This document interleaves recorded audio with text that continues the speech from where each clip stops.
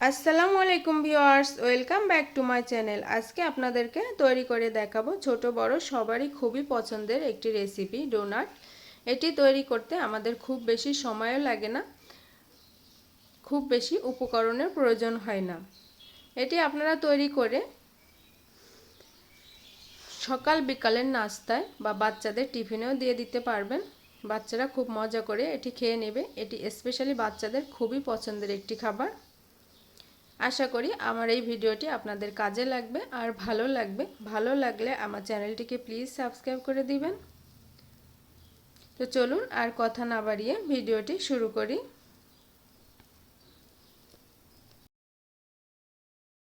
প্রথমে আমি এখানে হাফ কাপের মতো কুসুম গরম দুধ নিয়ে নিচ্ছি। এর সাথে আমি দিয়ে দিব 1/3 চা চামচ লবণ, অর্থাৎ পরিমাণ মতো লবণ, আর দিয়ে দিচ্ছি 2 টেবিল চামচ চিনি, আর দিয়ে দিচ্ছি হাফ টেবিল চামচ ড্রাই ইস্ট, আর দিয়ে দিচ্ছি একটি ডিম। দিয়ে একটি স্প্যাচুলার সাহায্যে আমি এটি ভালোভাবে মিশিয়ে নিচ্ছি। সবথেকে ভালো হবে একটি হ্যান্ড উইক্স বা ইলেকট্রিক বিটার দিয়ে এটি মিশিয়ে নিলে। ভালোভাবে মিশিয়ে এখানে আমি এখন দিয়ে দিচ্ছি 2 টেবিল চামচের মতো সয়াবিন তেল। আপনারা চাইলে এখানে বাটার বা ঘি ব্যবহার করতে পারেন। দিয়ে খুব ভালোভাবে এটি আমি মিশিয়ে নিচ্ছি। মিশিয়ে নিয়ে এখন এখানে আমি দিয়ে দিব 1 কাপ ময়দা। ময়দাটা আমি ভালোভাবে টেলে নিয়েছি। ময়দা কিন্তু আমি একবারেই দিয়ে দিচ্ছি না, আমি বারবার দিয়ে নিয়ে এটি মিশিয়ে নিচ্ছি। আর এখানে টোটাল আমার পৌনে 2 কাপের মতো ময়দা লাগছে। আর সবগুলো ময়দায় আমি ভালোভাবে টেলে নিয়েছি।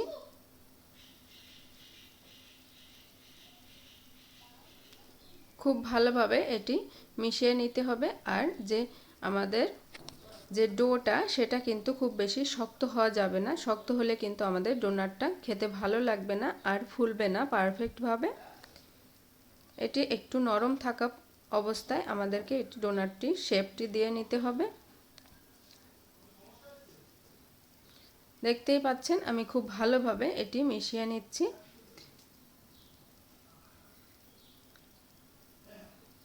আমি আবারও একটু ময়দা দিয়ে দিলাম, তার কারণ আমার কাছে মনে হয়েছে এটি খুব বেশি নরম হয়ে গেছে।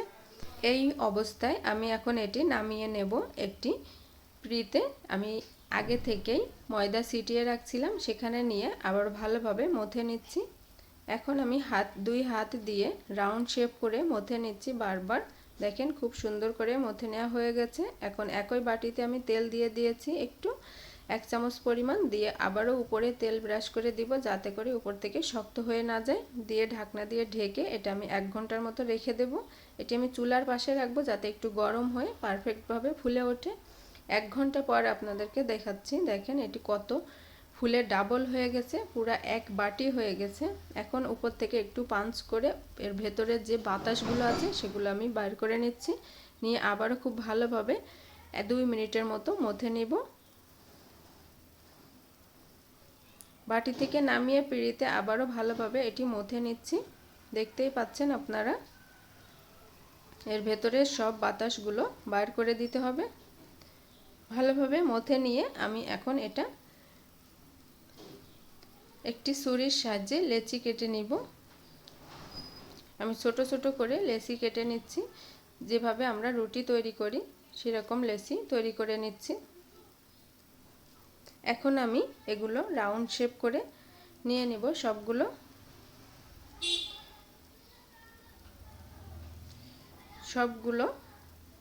আমি রাউন্ড শেপ করে নিয়ে নিচ্ছি। একটি ট্রেতে ময়দা ছিটিয়ে দিয়ে ওখানে ট্রেতে আমি উঠিয়ে নিচ্ছি সবগুলো। এখন এটাকে আমি ডোনাট শেপ করে নেব। এর জন্য আমি পিঁড়িতে ময়দা ছিটিয়ে একটি লেচি নিয়ে নেব। নিয়ে হাত দিয়ে জাস্ট একটু চাপ দিতে হবে। চাপ দিয়ে একটু শেপ করে আধা ইঞ্চি পরে এখন আমি এখানে নিয়ে নিচ্ছি একটি বোতলের মুখ দিয়ে মাঝখানে দিয়ে আমি এটা কেটে নিব। কেটে নিয়ে হয়ে গেল আমাদের ডোনাট শেপ। দেখেন কত সুন্দরভাবে আর পারফেক্টভাবে তৈরি হয়ে গেছে। একটু সাইজ করে নিচ্ছি আমি, এভাবে ঘুরিয়ে ঘুরিয়ে চারপাশগুলো সমান করে নিচ্ছি। দেখেন কত সুন্দরভাবে আর কত ইজিভাবে আমাদের শেপটি দেওয়া হয়ে গেল। এভাবে করে আমি সবগুলো ডোনাট শেপ দিয়ে নিচ্ছি। আমি আপনাদের সুবিধার্থে আরেকটি করে দেখাচ্ছি। দেখেন কত ইজিভাবে তৈরি করা যাচ্ছে। এভাবে করে আমি সবগুলো ডোনাট শেপ করে দিয়ে নিচ্ছি। আপনারা চাইলে ডোনাট কাটার দিয়েও এটা করে নিতে পারবেন। আর এভাবে বোতলের মুখ দিয়ে কেটে যে ময়দাটা থাকছে আমাদের, সেটি আমি এভাবে করে নিয়ে নিচ্ছি। মাঝখানে একটি আঙ্গুল ঢুকিয়ে দিয়ে এভাবে ঘুরিয়ে আমি ডোনাটে শেপ করে নিচ্ছি। তাহলে আর এক্সট্রা কোনো ময়দাটা থাকবে না।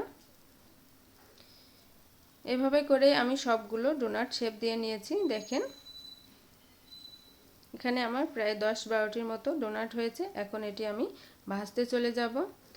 চুলায় তেল দিয়ে, তেলটি খুব বেশি গরম হওয়া যাবে না, আর চুলার জালটা থাকবে মিডিয়াম লো আছে। দিয়ে আমি ডোনাটগুলো দিয়ে দিচ্ছি। এটি ফাঁকা ফাঁকা করে দিতে হবে, তা না হলে এটি ফুলে উঠলে জায়গা কম হয়ে যাবে আর পারফেক্টভাবে ফুলতে পারবে না। এরকম কালার করে ভেজে নিচ্ছি। নিচে একটু এরকম কালার হয়ে আসলে আমি এটি উল্টিয়ে দিয়েছি।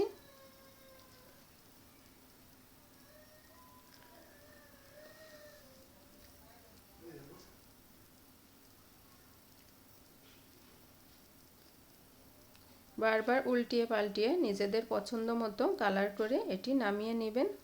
আমি এই পর্যায়ে এরকম কালার হয়ে আসলে নামিয়ে নিচ্ছি। আর সবগুলো ডোনাট আমি সেমভাবেই ভেজে নিয়েছি তেলে।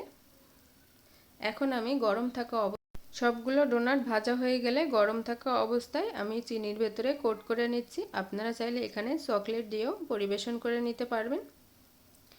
তো ভিউয়ার্স, তৈরি হয়ে গেল আমার খুবই জনপ্রিয় আর খুবই মজাদার একটি ডোনাট রেসিপি। আশা করি আপনাদের কাছে আমার এই ভিডিওটি ভালো লেগেছে। ভালো লাগলে আমার চ্যানেলটিকে প্লিজ সাবস্ক্রাইব করে দিবেন। আর আমার এই ভিডিওটি ফেসবুক থেকে দেখতে চাইলে আমার পেজটিকে অবশ্যই ফলো দিবেন। আর আমার পেজের লিঙ্কটি ডেসক্রিপশন বক্সে দেওয়া থাকবে। আজকে এই পর্যন্তই। সবাই ভালো থাকেন। আল্লাহ হাফেজ।